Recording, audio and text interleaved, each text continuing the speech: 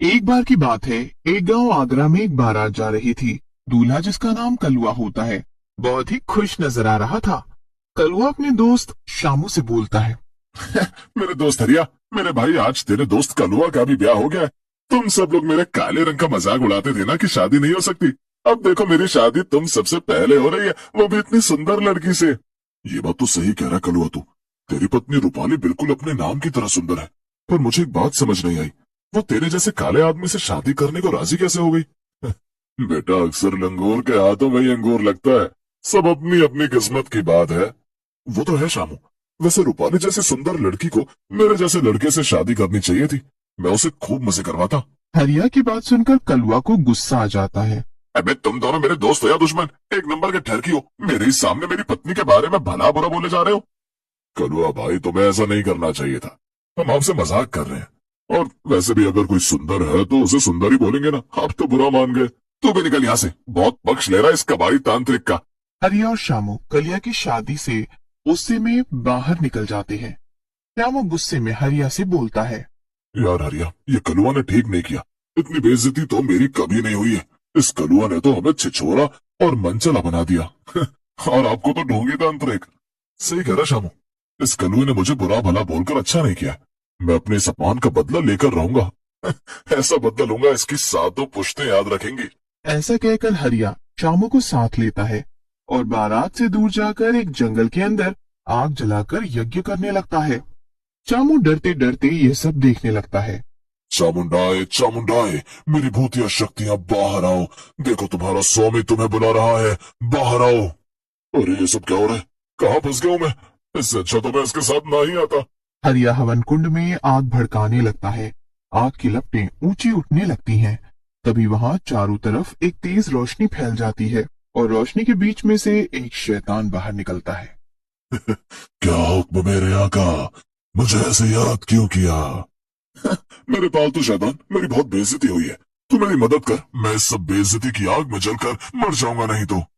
मेरे आका, मैं आ गया हूँ। हम दोनों मिलकर सबसे बदला लेंगे, लेकिन इससे पहले मुझे पीने के लिए खून चाहिए। मुझे खून दो, मैं कई दिनों से भूखा हूँ। शैतान की बात सुनकर हरिया अपनी हथेली काट देता है। उसमें से खून गिरने लगता है। हरिया शैतान से कहता है। मेरे शैतान, मुझे पता था तुझे भूख होगी। तू मेरा खून पी ले और अपनी भूख मिटा ले। वाह मालिक, तुमने मेरी प्यास बुझा दी है। तुम जो भी बोलोगे मैं करूंगा।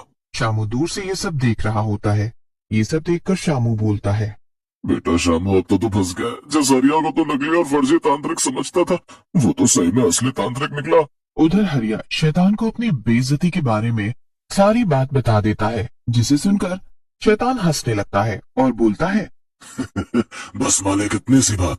मैं उस कलुआ को ऐसा मजा चखाऊंगा कि वो मरने के बाद भी याद रखेगा। ऐसा कहकर शैतान एक चुटकी बजाता है। उसके चुटकी बजाते ही वहां एक चुड़ैल आकर खड़ी हो जाती है और शैतान से कहती है। मेरे भाई शैतान, बता मुझे क्यों याद किया? किसका गेम बजाना है? अरे वाह, ये तो बड़ी मॉडर्न चुड़ैल है, इंग्लिश में बात करती है। फिर शैतान चुड़ैल को हरिया के बारे में बता देता है और फिर चुड़ैल वहां से निकल जाती है और एक लड़की का रूप बदलकर कलुआ की बारात में चली जाती है। इतनी सुंदर लड़की को देखकर बाराती खुश हो जाते हैं। एक बाराती, जिसका नाम नन्हे होता है, चुड़ैल के पास आता है और बोलता है। आप तो बहुत ही खूबसूरत है। किसकी तरफ से हो? जरा अपना परिचय दो, हम तुम। नन्हे की बात सुनकर चुड़ैल बोलती है। एक जोर से चांटा मारूंगी ना, यही निपट जाएगा। ठरकी कहीं का, चल अपना गोबर सा मुंह लेकर निकल यहाँ से। ऐसा कहकर चुड़ैल वहां से जाती है और कलुआ के घोड़े के आगे आकर खड़ी हो जाती है। चुड़ैल को देखकर घोड़ा घबरा जाता है और कलुआ को नीचे पटक देता है।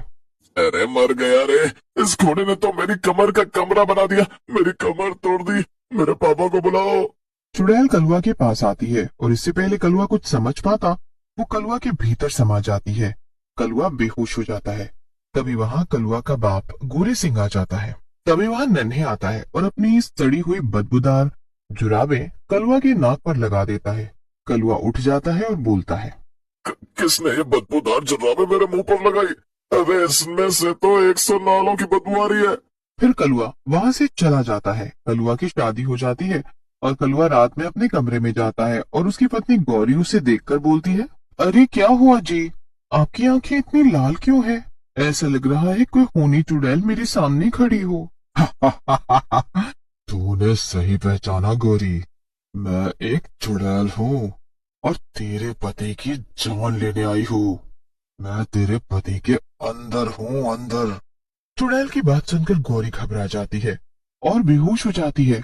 अगली सुबह जब उसे होश आता है तो कलुआ उसे साड़ी पहने और लिपस्टिक लगाए हुए दिखता है। ये देखकर गौरी कहती है, ये सब क्या है जी? ये आप मेरी साड़ी पहने और मेकअप लगाए कहाँ घूम रहे हो? अरे ये सब उतार दो ना, नहीं तो सब लोग तुम पर हंसेंगे। गौरी की बात सुनकर कलुआ बोलता है, गौरी, मैं किसी से डरती हूँ क्या? अरे जो भी कोई मेरे पास आएगा वो जिंदा नहीं बचेगा। अब मैं इस आदमी के शरीर के अंदर ही रहूंगी। ऐसा कहकर कलुआ उसी रूप में गांव में निकल जाता है। पूरा गांव कलुआ को देख हंसने लगता है और कलुआ की मटकती चाल को देखकर गांव का मनचला रोमियो बोलता है, क्या कलुआ भैया, इस मेकअप में तो आप बिल्कुल माधुरी दीक्षित लग रहे हो।